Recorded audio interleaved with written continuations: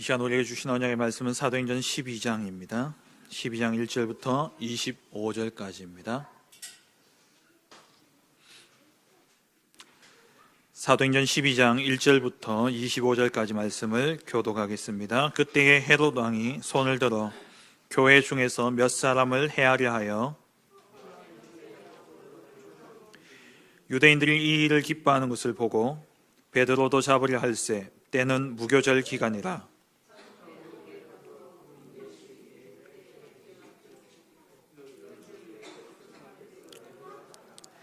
이에 베드로는 옥에 갇혔고 교회는 그를 위하여 간절히 하나님께 기도하더라.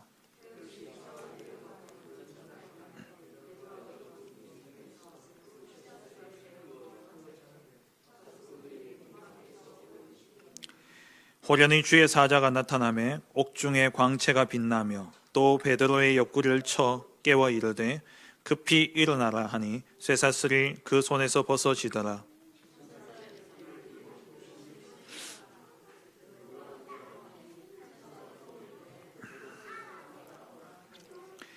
베드로가 나와서 따라갈새 천사가 하는 것이 생시인 줄 알지 못하고 환상을 보는가 하니라.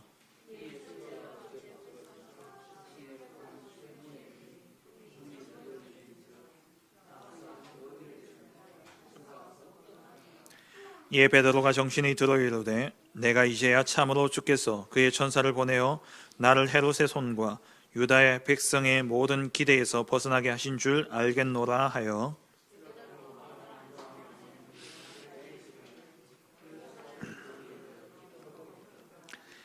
베드로가 대문을 두드리는데 로데라 하는 여자아이가 영접하러 나왔다가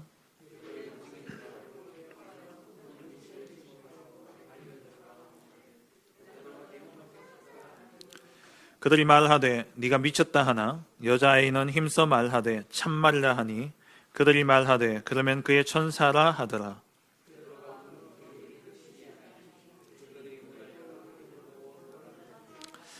베드로가 그들에게 손짓하여 조용하게 하고 주께서 자기를 이끌어 옥에서 나오게 하던 일을 말하고 또 야고보와 형제들에게 이 말을 전하라 하고 떠나 다른 곳으로 가니라.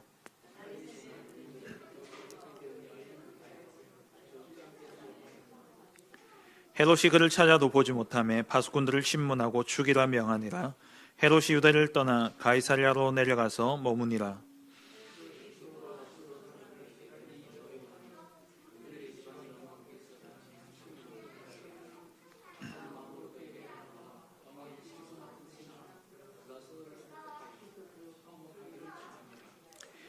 헤롯이 나를 택하여 왕복을 입고 단상에 앉아 백성에게 연설하니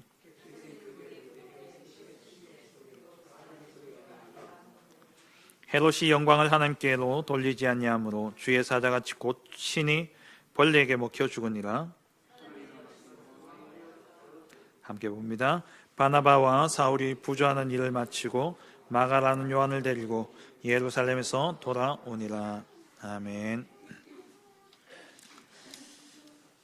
2021년 마지막 주일 2부 예배입니다.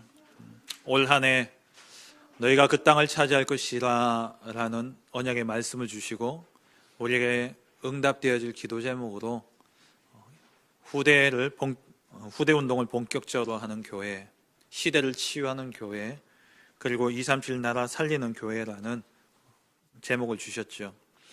그 제목대로 하나님이 우리 교회를 사용하시고 우리 교회에 큰 응답을 주신 것들을 보게 되어집니다. 우리 하나교회는 또 우리 담임 목사님께서 중요한 역할을 맡으시면서 또 이 말씀을 구체적으로 실제 우리 교회뿐만 아니라 전 세계 237 나라에 이 제목이 성취되어질 수 있도록 하나님 그렇게 하셨고요. 또 우리 교회를 보더라도 하나님께서 지난주 우리 영상을 보셨던 것처럼 꾸준히 지속해서 어쨌든 큰 증거와 응답이 있든 없든 우리 아이들의 각인과 뿌리와 체질들을 바꾸기 위해서 교회 안에 후대를 위한 시스템들이 세워져 진행되어졌고, 그리고 또 우리 성도님들 한 분 한 분이 정말 치유되어지는 그런 은혜를 우리가 입게 되어졌습니다.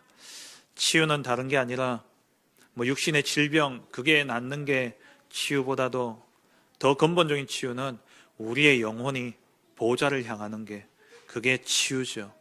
올 한 해 정말 우리 교회가, 우리 성도님들이 제가 돌아볼 때에 정말 말씀 따라가고 말씀의 흐름 속에서 어쨌든 하나님의 주시는, 하나님 하시는 일들을 말씀 따라감으로써 인도받는 그 모습을 보면서 진짜 참된 치유의 응답을 누리고 있구나 라는 생각이 되어졌습니다. 그리고 237 나라 우리가 늘 품고 기도하며 또 하나님께서 이 응답을 이루어 가시겠죠. 내년 한 해는 그래서 진짜 이 부분에 더 우리가 집중하고자 24라는 그러한 제목을 붙여주셨습니다. 그 땅 24. 내년 주제가 그 땅 24. 이사야 54장 3절 말씀이죠. 후대 24, 치유 24, 그리고 237 24라는 제목을 주셨습니다. 내년 한 해 어쨌든 우리 교회가 70군데 지역에 전도의 문이 열려지고 70 제자가 세워지게, 그리고 후대가 이 제자의 길을 가게 해달라고 우리가 기도하며 내년 한 해 또 인도받아야 되겠습니다. 오늘 주신 본문을 가지고 전도 현장에 일어나는 보좌의 역사라는 제목으로 함께 말씀의 은혜를 나누길 원합니다. 한 해를 돌아볼 때에 많은 일들이 있었겠죠. 또 많은 문제와 또 사건, 일들, 또 실패된 일들도 있었을 것이고, 또 지금도 낙심되어질 수밖에 없는 그러한 문제 속에 계실 수도 있습니다. 복음인데 왜 안 되느냐? 복음인데 왜 나는 안 될까? 분명히 복음인데 나는 왜 실패하는가? 정말 내가 복음을 위해서 살고 복음에 집중하는데도 왜 내 이 문제는 끝나지 않는 것일까? 초대교회를 보면은요, 초대교회는 우리보다 더 정확한 복음을 사실 붙잡았죠. 그럼에도 불구하고 이들은 어려움과 핍박과 박해가 계속되어졌습니다. 예수님께서 승천하시기 전에 제자들에게 하늘과 땅의 모든 권세를 내게 주셨으니 그러므로 너희는 가서 모든 민족으로 제자를 삼아 세를 베풀고, 그리고 내가 세상 끝날까지 너희와 항상 함께하겠다 약속하셨죠. 하늘과 땅의 모든 권세를 가지신 주님이 우리와 함께 하시겠다 약속하셨고, 그 약속의 성취로 성령의 충만한 역사 속에 우리 각각의 성령께서 내주하고 계십니다.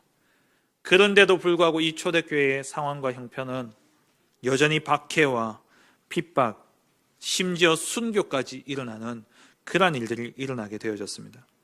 현장의 문제와 박해는 여전히 계속되어진 것이죠. 그런데 분명한 것은 그 속에 하나님의 계획이 있고 그 속에 하나님의 응답이 있다라는 사실입니다. 우리가 꼭 기억해야 될 것이 있습니다. 저부터 착각한 게 뭐냐면 예수 그리스도 모든 문제 해결자 다 이루었다, 이 약속 딱 붙잡고 제가 가장 먼저 착각한 게 뭐냐니까, 그래 그리스도 이 문제 해결자 아니냐. 그러군요. 그리스도 붙잡는데 그리스도기 때문에 그리스도를 붙잡는 게 아니라 이 문제 해결받기 위해서 내가 그리스도 붙잡는 거예요. 그게 목표고 그게 목적이다 보니까 물론 그리스도 언약 붙잡았을 때 문제가 해결되어지는 경우도 있지만은 여전히 그 문제가 계속되어질 수도 있습니다. 그러면 어떤 부분으로 우리가 돌아가냐니까는 그리스도가 맞나로 돌아가는 거죠. 그리스도가 모든 문제 해결자가 맞냐? 정말 그리스도 모든 문제 해결자 맞냐? 내 문제는 그대로인데, 내 현실의 상황은 그대로인데, 그리스도로 문제가 해결되어지는 것이 응답이 아니라 우리가 진짜 그리스도께 집중하고 그리스도 누리면요, 문제가 문제 아니게 되는 게 응답입니다. 문제 없는 게 아니에요. 문제가 해결되는 게 응답이 아닙니다. 거기서 가장 많은 착각이 일어납니다. 거기서 가장 많은 신앙생활에 낙심이 찾아옵니다. 왜? 내 문제는 그대로거든요. 그리스도는 다 해결했다 하셨는데, 그리스도는 완전하다 하셨고, 그리스도 안에 모든 것이 다 있다고 하는데 나는 여전히 부족하고 나는 여전히 모자라고 내 문제는 여전히 계속되어지거든요. 거기서 찾아오는 게 낙심, 낭망, 좌절. 그리스도 그 안에 다 있습니다. 그리스도께서 다 이루셨습니다. 그래서 바울의 고백이, 빌립보서 4장에 나오는 그 바울의 고백이 우리의 고백이 되어야 되는 거예요. 내가 풍부에 처할 줄도 알고 궁핍에 처할 줄도 안다. 그 어디에 있어도 나는 자족할 수 있는 비밀을 배웠다. 내게 능력 주시는 자 안에서 내가 모든 것을 할 수 있느니라. 이게 그리스도를 누리는 자의 고백입니다. 문제가 여전히 있고 어려움이 여전히 있고 내가 여전히 궁핍한 가운데 있고 내가 여전히 배고픈 가운데 있지만 그리스도 안에서 나는 그 상황 속에서 나는 자족할 수 있는 일체의 비결을 배웠다. 내게 능력 주시는 자 안에서 내가 모든 것을 할 수 있느니라. I can do it이 아닙니다. 이것은 내가 모든 것을 할 수 있느니라. 없어도 모자라도 문제 안 된다는 겁니다. 문제 안 돼요. 하나님이 하시는 일을 보셨지 않습니까? 나의 연약, 나의 실패, 나의 무능, 내가 능력이 있어지는 게 응답이 아닙니다. 하나님의 능력으로 내 안에 채우는 게 응답입니다. 내가 능력이 있어지는 게 아니라니까요. 내가 문제가 해결되어지는 게 아니라니까요. 문제 그 정도 그대로 있지만 하나님의 능력이 내게 임함으로 말미암아 문제가 문제되지 않는 것, 그게 그리스도를 누리는 자의 삶입니다. 그러니까 초대교회 성도들이 핍박이 와도 흔들리지 않았던 거예요. 박해가 있어도 전혀 흔들림 없었습니다. 왜냐? 핍박과 박해가 그리스도를 이길 수 없다는 것을 알았기 때문에요. 그리스도의 복음을 막을 수 없다는 사실을 알았기 때문에 그렇습니다. 그래서 우리는 나의 필요를 구하는 것이 아니라 하나님의 필요를 보고 구해야 되는 겁니다. 나의 필요를 채우는 것이 아니라 하나님의 필요를 우리는 채워야 되는 것입니다. 도저히 이해 안 되는 사건과 도저히 납득할 수 없는 상황, 사건, 일들, 그 속에는 반드시 하나님의 놀라운 전환점이 숨겨져 있습니다. 하나님의 놀라운 전환점이 있는 거예요. 좀 힘듭니다. 어렵습니다. 그 과정이 너무 어려울 거예요. 이해됩니다. 저도 어려웠습니다. 저도 어렵습니다. 하지만 우리가 흔들리지 않고 정말 그리스도 그 언약 붙잡고 하나님의 능력이 나의 능력이 되어지고 하나님의 필요가 나의 필요가 되어지게 될 때에 하나님이 그 모든 상황을 역전시키셔서 하나님의 일을 이루신다는 사실입니다. 그래서 성경에는요, 누리라는 표현보다도 참고 견디라는 표현을 더 직설적으로 하나님은 우리에게 말씀하고 계셔요. 우리가 메시지 속에서는 계속 누리라고 이야기하지만 성경에는요, 누리라는 단어가 없습니다. 성경에는 참고 견디래요.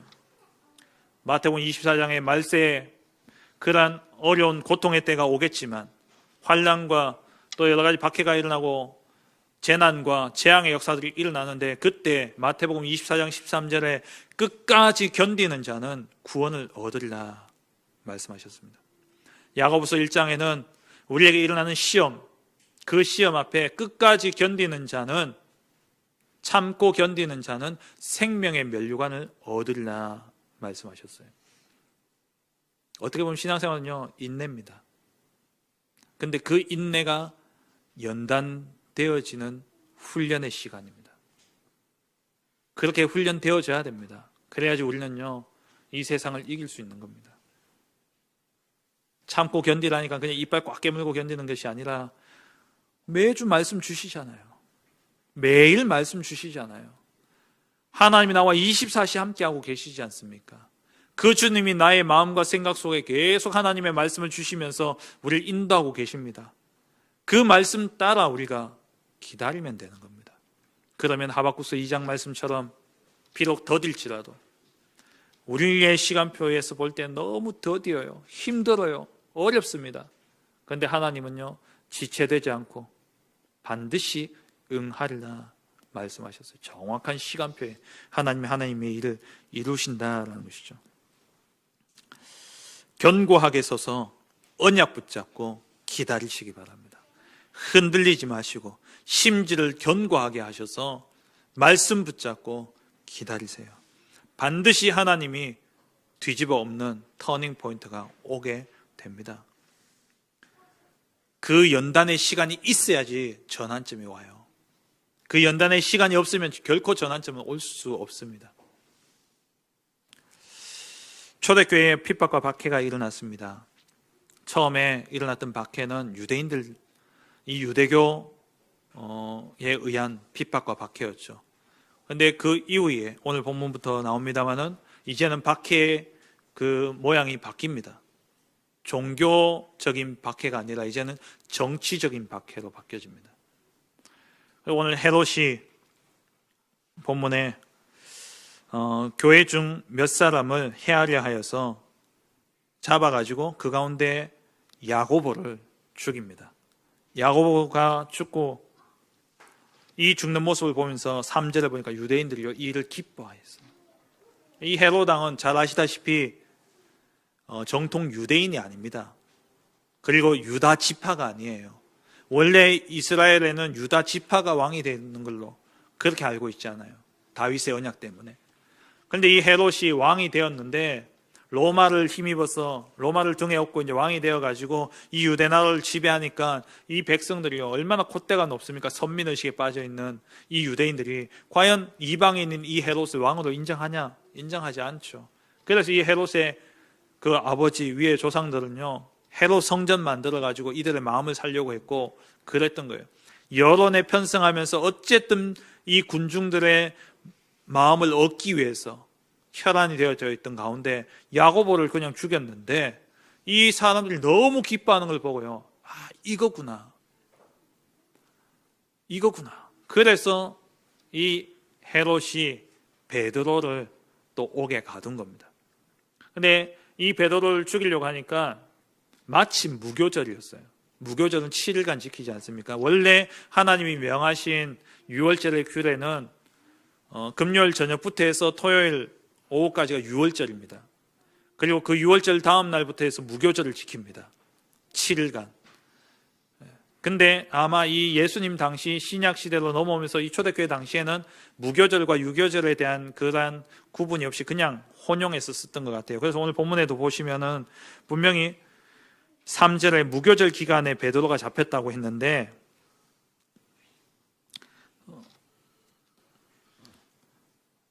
그 뒤에 보시면은 4절에 보면 유월절 후에 백성 앞에 끌어내고자 하더라. 그러니까 유월절은 사실 하루뿐인데 유월절은 지나갔잖아요. 구약에 보면은. 근데 이게 이제 이때는 아마 혼용이 되어졌던 것 같습니다. 그래서 유월절 끝나면 이제 베드로 잡아서 죽이려고 딱 하고 있었던 거예요. 왜? 이게 대단하게 이렇게 여론이 지지율이 확 높아지거든요. 그러니까 이 베드로를 잡아 죽이려고. 근데 유대인의 그 율법상 유월절에는 시체도 그냥 내버려 두면 안 되는 그런 율법이 있었지 않습니까? 그래서 예수님이 십자가에 돌아가셨을 때에 유월절 되기 전에 시체를 빨리 처리한 거예요.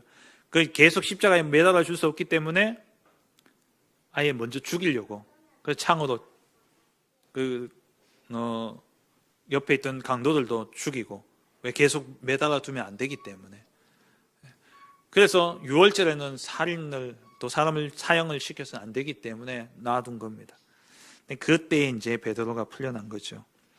이렇게 정치적인 박해가 초대교회에 이제 일어나기 시작한 겁니다. 그래서 10명의 로마의 황제들 의해서 250년간 이 박해가 계속 되어졌죠. 그런데 이러한 핍박과 박해, 그 가운데서도 결론부터 말씀드리면 하나님의 역사는 쉬지 않는다는 겁니다. 어떤 문제와 사건과 어려움과 고통과 고난이 내게 임하여 있다 할지라도 나는 어렵고 힘들지만 하나님은 그 속에서도 일하고 계신다는 겁니다. 이걸 우리는 꼭 믿으셔야 돼요.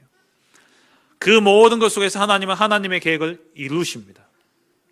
여기에 대한 믿음 가지고 과정에 속지 않으셔야 됩니다. 그래서 첫 번째입니다. 핍박과 박해 가운데서도 쉬지 않으시는 하나님입니다. 하나님은 핍박과 박해 가운데서도 쉬지 않으십니다. 핍박과 박해가 일어나면 당연히 우리의 이 복음이 막힐 줄 알죠. 그런데 막히지 않습니다. 하나님의 역사는 쉬지 않으셔요. 사도행전 2장에 마가다라방에 이들이 갇혀 있었지 않습니까? 그런데 이 갇혀 있음에도 불구하고 마가복음 사도행전 2장 41절에 3천 제자가 일어났습니다. 하나님의 역사는 쉬지 않아요. 금종력이 떨어져 가지고 돌아다닐 수도 없습니다. 모든 것이 다 단절되어 버렸어요. 그런데 그 상황 속에서 하나님의 역사는 계속되어졌다는 겁니다. 사도행전 4장에 안전뱅이 사건으로 인해서 대제사장들과 공회가 이 제자들, 사도들을 옥에 가두었죠. 그런데 그 사건, 안전뱅이 사건을 통해서 남자의 수만 5천 명이나 믿는 자의 수가 일어났습니다. 하나님의 역사는 쉬지 않아요. 여러분 착각하지 마시기 바랍니다. 내가 어렵고 힘들다고 해서 하나님이 쉬고 계시느냐? 아닙니다. 하나님은 그 일을 통해서 더 큰 일을 이루어 가십니다. 더 큰 응답을 위한 전환점을 하나님은 준비해 가고 계신다는 거예요. 믿으시기 바랍니다. 사도행전 5장의 사도들이 또 옥에 갇히지요. 이때 주의 사자가 옥문을 열어가지고 이들 끌어내서 성전에서 말씀을 전하게 합니다.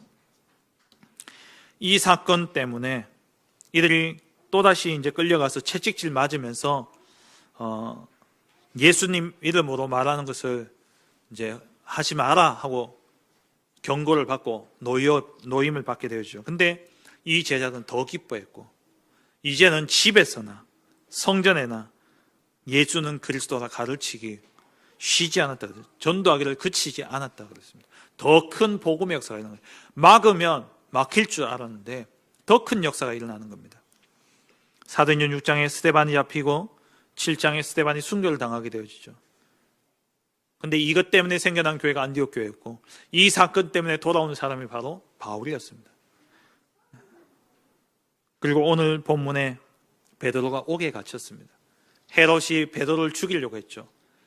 근데 아이러니하게도 베드로를 죽이려던 헤롯이 죽임을 당하게 되어졌습니다. 하나님의 역사는 막히지 않습니다. 코로나 사태, 지금 코로나 팬데믹 때문에 모두가 어렵다고 합니다. 모두가 힘들다고 합니다. 그런데 우리는 정말 하나님의 놀라운 계획을 우리가 보지 않습니까? 237 나라 복음화를 위해서 이전에는 가야 됐고 누군가를 보내야 됐고 아니면 불러들여야 된다고 생각했는데 이 코로나 팬데믹 때문에 우리가 안전자리에서 237의 문을 여는 그러한 역사가 열려졌어요. 오히려 더 많이 열렸습니다. 237 나라에. 지난주에 수요 예배 이제 준비도 한다고 교회에서 말씀을 준비하고 있는데 모르는 번호가 전화가 한 통 왔어요. 전화가 한 통 왔는데 받아 보니까 저보다 이제 나이 많은 형님인데 대학도 제 동기고 대학원도 제 동기고 이제 전화가 오셨어요. 전화 오셔가지고 이제 이런저런 이야기하는 중에 이제 저 개척했다면서 이러면서 이야기를 하더라고요. 개척은 아니고 지교회로 지역 복음화를 위해서 그렇게 나와 있다. 이제 그러면서 이야기 좀 하는데 야 코로나 때문에 어째 안 힘드냐 이제 그런 이야기를 하더라고요. 그래서 하나님의 중요한 전도의 패러다임을 바꾸는 시간인 것 같다. 선교의 패러다임을 바꾸는 중요한 응답의 시간인 것 같다. 제가 그랬어요. 그러면서 이제 비대면이 이제 대면화되어지는 비대면으로 대면화가 되어지는 일상이 되어지는 그런 응답의 시간이다. 우리 처음에 전화기가 이렇게 생기고 그랬을 때에 뭐 명절이라고 전화만 딸랑 하면요 어른들 뭐라 그랬습니까? 버릇 없다 그러고 안 그랬겠어요? 그랬잖아요. 그리고 이제 뭐 전화로 그렇게 인사하고 전화로 이렇게 하는 것도 이제 그냥 일상이 되어져 그런 시대에 이제는 또 카톡, 이렇게 문자 이런 게 나와가지고 뭐 급하니까 저도 이제 그 세대를 거쳐다 보니까는 제 윗사람들한테 어떤 걸 보고하거나 말씀드려야 될 때에 문자 보내면 그건 아주 예의에 어긋나겠다 생각했거든요. 늘 전화 드렸어요. 근데 요즘에는요, 오히려 문자가 더 일상이 돼요. 문자가 오히려 기록도 남고 더 편하다는 거예요. 그러니까 우리의 가지고 있는 이틀 237 제자 운동은 반드시 눈 대 눈으로 해야 되고 만나서 해야 되고, 물론 그게 우리가 일상이 되어져 있고 그게 우리가 익숙하기 때문에 그렇습니다만은, 이제 얼마 안 지나면은요, 이제 비대면이 대면화가 되어집니다. 하나님이 그러한 패러다임을 바꾸는 거예요. 지금 이렇게 시간을 바꾸면서, 왜냐하면 얼마 안 남았습니다. 주님의 때가. 그 짧은 시간에 이 세계복음을 어떻게 이룹니까? 하나님 미디어라는, 오늘 목사님 말씀 주셨던 것처럼 이 미디어라는 이 전도의 도구를 통해 가지고 하나님이 시대의 전도운동, 생명운동을 하나님이 세계복음화를 이루어 가신다는 거예요. 하나님의 역사는 쉬지 않습니다. 팬데믹으로 인해서 모두가 집안에 갇혀있고 조심하고 그러는 사이에 우리는 말 그대로 랜선을 타고 237 나라를 누비고 있는 거예요. 237 나라의 모든 전도운동이 지금 어떻게 보면 더 잘 이어지고 있습니다. 지금 좀 토요일 날 핵심 보시지 않습니까? 이제 매 주마다 2개 나라씩 지금 소개가 되어지고, 거기하고 소통되어져서 그쪽 현장에 일어난 역사와 응답들을 다 받아가지고 영상을 만들고, 그리고 우리 성도들 마음에 그 나라를 품을 수 있는, 오히려 대면할 때보다도요 더 많은 나라의 역사들을, 야 진짜 참 감사하다 싶어요. 저는 앉아서 저 나라의 선교사님들이 있는 줄도 알았고, 그 선교사님이 거기서 사역을 잘한다는 이야기는 들었지만 어떻게 사역하는지 전혀 몰랐는데, 지금 이 코로나 팬데믹 상황 속에서 더 큰 소통이 이루어지고 있고 더 큰 역사가 일어나고 있는 거예요. 그래서 우리 지난주 RUTC 예배 때 담임 목사님 오셔서 그러시잖아요. 유 목사님이 진짜 담임 목사님 보고, 지금까지 내가 다락방 운동 30년 해오면서 기도했던 그 기도가 이제 진짜 응답되어진 것 같다. 237 나라가 다 통한다는 거예요. 비대면에 우리가 익숙하지 않을 뿐이지 하나님이 이것을 통해서 세계복음화를 이루어 가신다는 겁니다. 그래서 이 코로나 팬데믹이라는 이러한 어려움을 통해서, 왜 그냥 놔두면 안 바뀌거든요. 아예 딱 가다 놓고 이러지도 못하고 저러지도 못하고 비행기도 못하게 만들어 놓고, 그래도 237과 통해야 되니까. 다민족 선교하시는 우리 목사님 한 분은요, 차라리 해외 다닐 때가 더 나았다 그래요. 무슨 말이냐, 더 시간이, 그러니까 해외에 가면 시차 때문에 조금 힘들었을 뿐이지만 그래도 거기 가서 강의하고 그리고 오면 되고 이랬는데, 이제 여기서 다 해야 되니까요, 이건 시간대별로 밤에는 반대편에 있는 나라 사역해야 되고, 또 아침에는 우리하고 또 시간대 맞는 거기 또 해야 되고, 진짜 그 교회 그 전도사님 이야기를 들어보니까요, 자기도 막 너무 정신없대요. 근데 237 문이요 진짜 막 열린다는 거예요. 하나님은 쉬지 않으십니다. 어렵으십니까? 힘드십니까? 하나님은 그 속에서 일하고 계십니다. 과정에만 속지 않으시면 돼요. 그래서 두 번째로, 그러면 우리는 뭐 해야 되냐? 하나님이 쉬지 않으시기 때문에 우리는 24시 보좌를 향해야 됩니다.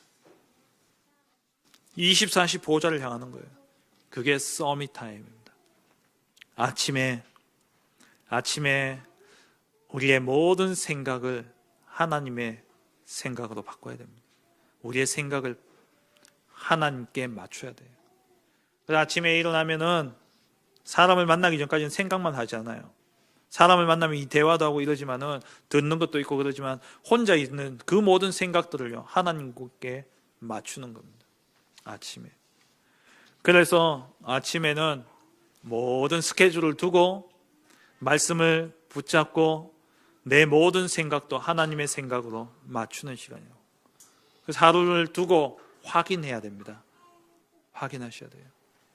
이 아침은 어떻게 보면 정식기도 시간이죠. 성삼위 하나님의 역사를 사실적으로 누리고 힘을 얻는 시간. 성삼위 하나님의 역사가 뭡니까? 오늘 하나님이 내게 하실 말씀이 있다는 거예요. 그게 성부 하나님의 역사 아닙니까? 지금도 하나님은 나에게 하시는 말씀이 있습니다. 그걸 찾아내야 돼요. 그게 오늘의 말씀이에요. 그리고 오늘 나에게 호흡을 주셨다면 오늘 내게 주실 응답이 있습니다. 그걸 확인하고 가야 됩니다. 그게 오늘의 기도입니다. 그리고 내가 호흡하고 있는 날 하나님은 나를 통해서 하실 일이 있습니다. 그게 오늘의 전도입니다. 그걸 아침에 딱 정리하고 답을 가지고 하루를 시작하는 거예요. 그러면 하루에 힘이 넘칩니다. 그 속에서 영력, 지력, 체력, 경제력 다 오게 되어 있습니다. 그리고 이제 현장에 갑니다. 가서는요, 보고 듣고 생각되어지는 여기에 우리가 다 속아요. 거기에 기준이 뭐냐? 내가 기준이 되어져 있는 겁니다. 내 생각이 기준이 되어져 있어요. 그래서 내 생각으로 보고, 내 생각으로 듣고, 내 생각으로 느끼고, 그러다 보니까 나는 그렇게 이야기하지도 않는데요. 혼자 생각해가지고, 혼자 오해하고, 혼자 삐지고, 혼자 시험 들고 다 해요. 우리의 생각, 우리가 보고 듣고 느끼는 모든 것을 하나님 앞으로 가져가야 됩니다. 그게 낮 시간에 하는 거예요. 그게 무식이도 아닙니까? 그래서 하나님 왜 이 이야기를 듣게 하셨습니까? 하나님 왜 이 일을 내게 허락하셨습니까? 조금만 질문하고 물어본다면 하나님이 그 속에 어디에 주시느냐? 양심의 답을 주셔요. 조금만 질문해 보세요. 여러분 양심 찔리는 게 나옵니다. 그게 하나님의 음성이라 생각하시면 돼요. 하나님 우리의 마음과 생각을 지키신다 약속하셨기 때문에 우리가 가장 느낄 수 있는 그 양심에 하나님 말씀을 주신다니까요.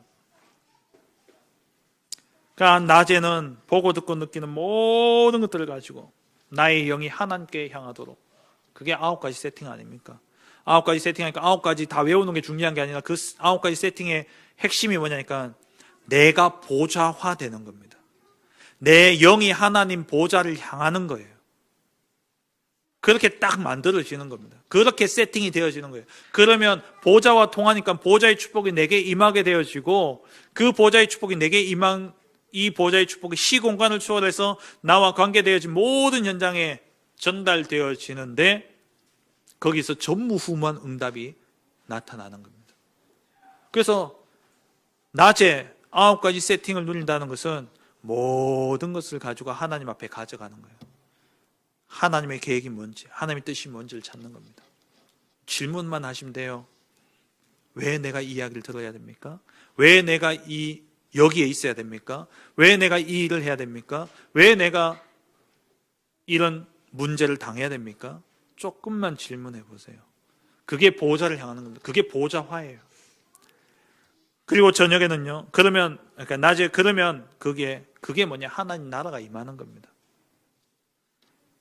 세 번째는 뭡니까? 밤에는 낮에 질문하고 낮에 보좌를 향하다 보면 하나님의 계획이 어렴풋하게 보이잖아요.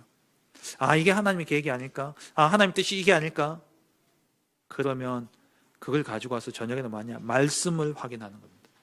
말씀 확인하면 말씀으로 그게 확정이 되어져. 아, 진짜 맞네. 야, 내가 이 일 속에서, 이 사건 속에서, 아, 이게 하나님의 계획이 아닐까 생각했는데, 말씀을 보는 순간, 말씀과 딱 맞아지는 거예요. 말씀과 딱 맞아져요. 그게 확정되어진 시간입니다. 거기서 진짜 힘이 나요. 거기서 치유가 일어납니다. 거기서 하나님의 능력이 임하게 되어지는 거예요. 제 눈이 너무 주의 광채가 햇빛이 너무 이렇게, 그 블라인드 조금 내려주시겠습니까? 천집사님. 네, 그거 옆에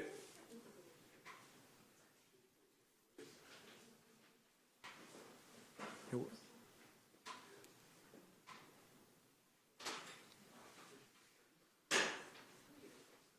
네, 더 끝까지 내려주세요.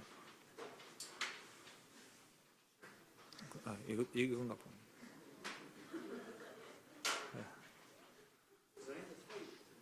더 끝까지 내려, 바닥까지. 네. 이게 어디서 들어오는 겁니까, 그럼 도대체? 아, 그러면 집사님, 칠판을 저쪽으로 좀 밀어주세요. 죄송합니다. 이 설교 시간에 저쪽 끝까지 밀어주시면 되겠습니다. 예, 됐습니다. 저쪽 끝까지. 더 이쪽으로 밀어주세요. 예. 안 되네요.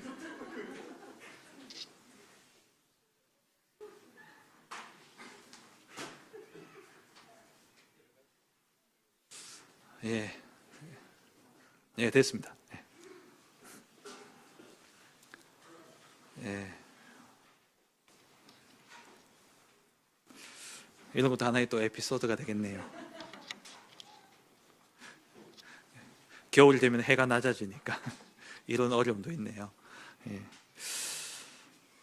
예, 밤에는 말씀으로 하루 동안에 생각되어진 것들, 하루 동안에 하나님이 내게 주신 그러한 생각과 계획들을요, 말씀으로 확인하는 시간이 있으셔야 됩니다.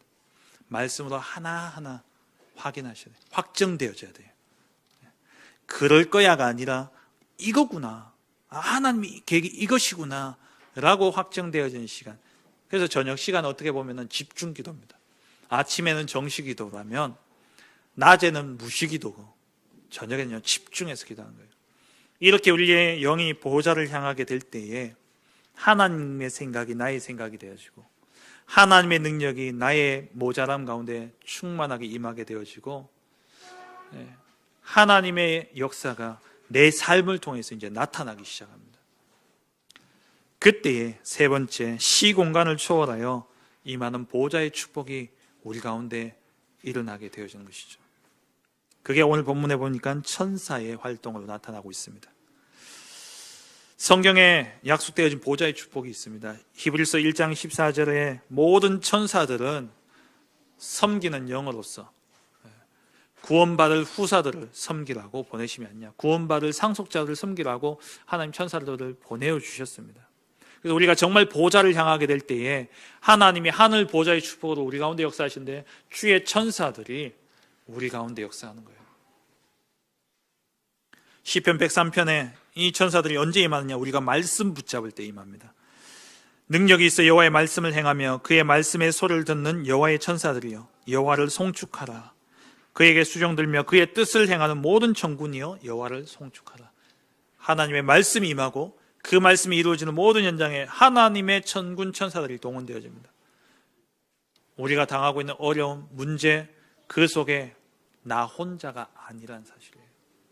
하나님이 하나님의 능력으로, 하나님이 하늘 보좌의 역사로 천사들을 보내셔서 우리를 지키시는 겁니다. 그래서 시편 91편 11절에 보시면 그가 너를 위하여 그의 천사들을 명령하사 내 모든 길에서 너를 지키게 하심이라. 성경에 보면 천사들의 활동이 많이 나와 있습니다.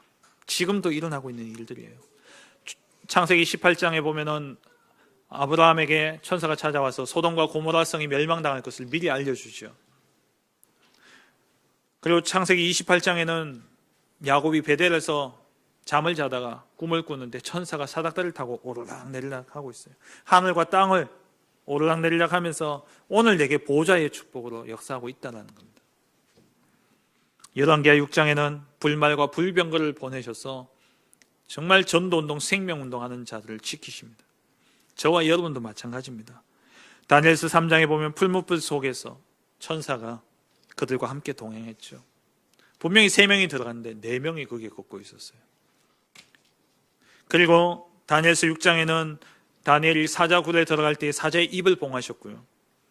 그리고 다니엘서 10장에는 다니엘이 기도했을 때에 네가 겸손하게 간구할 그때에 겸비할 그 첫날에 하나님이 응답하셨다. 근데 바사국 군대가 막았는데 주님께서 어떻게 하셨냐? 바사국 군대라는 것은 페르시아 군대를 의미합니다만 문자적으로는 영적인 사단을 의미하죠.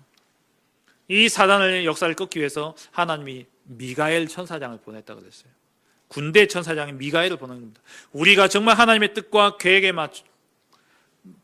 방향을 맞추고 하나님의 언약을 붙잡고 기도하고 하나님이 원하시는 그 일을 한다면 하나님이 누가 우리를 막는다, 사단이 우리 앞길을 막는다면 하늘 군대를 보내셔서 군대 천사장인 미가엘을 보내셔서 우리를 지키시고 우리를 보호하시고 우리 가운데 역사하신다는 사실입니다. 지금도 일어나고 있는 일입니다. 사도 바울이 오늘 본문에 베드로가 옥에 갇혔을 때도 그러했고 바울이 풍랑을 만나서 배가 파손되었을 때 그때에 주의 사자가 나타나서 바울에게 이야기하잖아요. 두려워하지 말라. 네가 가이사 앞에 서야겠고, 가이사 앞에 서야겠고. 지금도 이 천사의 역사는요, 쉬지 않고 있습니다. 남태평양의 뉴해브리지 섬에 스코틀랜드의 선교사님이신 존 패톤이라는 선교사님이 이제 거기에 선교하러 갔었답니다. 어느 날 밤에 그 적대적인 부족들이 이 선교사님이 거처하고 있는 그 선교관을 둘러싸고 불을 지르려고, 그렇게 이제 불을 질러서 이 선교사님과 그 가족들을 죽이려고 애워싼 거예요. 근데 그들 부부가, 이 선교사님 부부가 그 테러로, 그 위기 상황 속에서 이제 그날 밤 내내 할 거는 뭐 기도밖에 없잖아요. 기도하고 계셨어요. 근데 동이 틀 무렵에 이 공격자들이 보니까 다 사라지고 없어요. 그리고 1년 뒤에 이 부족의 추장이 회심을 했답니다.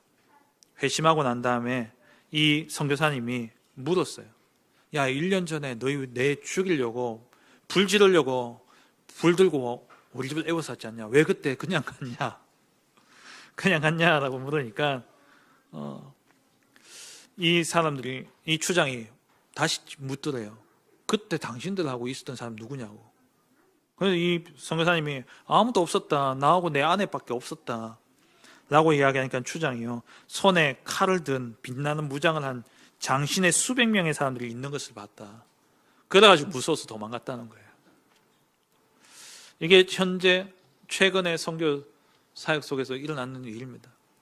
우리가 전도 현장에서 이런저런 어려움을 당할 수 있습니다. 위기를 당할 수 있어요. 하지만 하나님의 역사는 쉬지 않습니다. 우리가 하나님과 방향 맞추고 하나님의 언약을 붙잡고 우리의 영이 하나님 보좌를 향하게 될 때 하나님이 보좌의 축복으로 우리 가운데 역사하시는데, 때로는 하늘의 불말과 불병거를 보내셔서 우리를 지키시고 우리를 인도하신다는 사실입니다. 말씀을 맺겠습니다. 어떤 문제와 사건, 어려움들이 있으십니까? 그 속에서도 하나님은 일하고 계십니다. 그 속에서도 하나님은 하나님의 계획을 이루어 가고 계십니다. 속지 마세요. 흔들리지 마세요. 그 속에서 우리가 해야 될 일은 하나님께, 우리의 영이 하나님 보좌를 향하는 겁니다. 그리스도 때문에 문제가 해결되어지는 것이 아니라 그리스도께 집중했더니만 문제가 문제 안 되어지는 것. 그게 응답이에요. 우리 가운데 이러한 보좌의 축복의 역사가 우리에게 임하게 되어지는 거예요. 핍박과 박해가 승하는 것처럼 보입니다. 승리하는 것처럼 보여집니다. 하지만 하나님의 복음을 막을 자가 없습니다. 헤롯이 복음을 막았지만 결국 헤롯은 죽었습니다.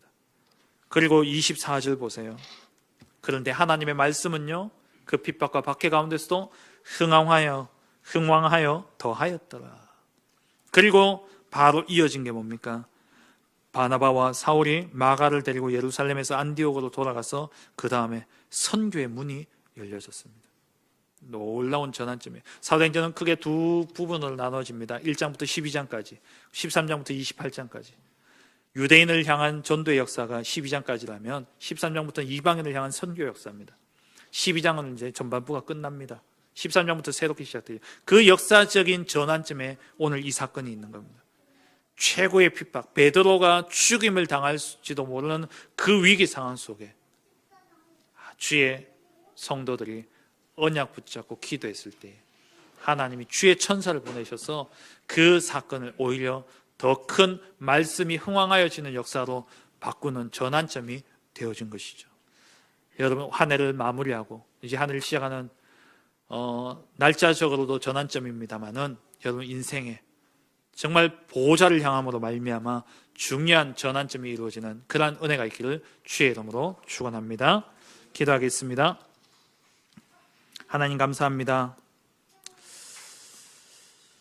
우리의 삶의 현장 속에 여러 가지 어려움과 문제, 사건들이 있겠지만 그 속에서도 하나님은 쉬지 않으시기에 우리의 영이 늘 24시 하나님 보호자를 향하게 하여 주옵시고, 그 보호자를 향함으로 말미암아 우리에게 위기와 어려움이 있다면 하나님 주의 천군 천사를 보내시사 우리를 지키시고 우리를 인도하셔서 결국 주의 말씀이 흥왕하여 더하여지는 그러한 생명의 역사, 복음의 역사, 전도의 역사를 하나님 이루어 가실 줄 믿습니다. 정말 올 한 해 마무리하며 2022년 한 해 정말 우리의 영이 하늘 보좌를 향하는 보좌화의 축복을 누리게 하여 주옵시고, 그 속에서 정말 하나님이 이루어가시는 전도와 선교와 세계복음화 237 후대 치유의 24의 응답을 누리는 그러한 축복의 한 해가 되어줄 수 있도록 은혜 내려 주옵소서. 예수 그리스도의 이름으로 기도합니다. 아멘. 384장입니다.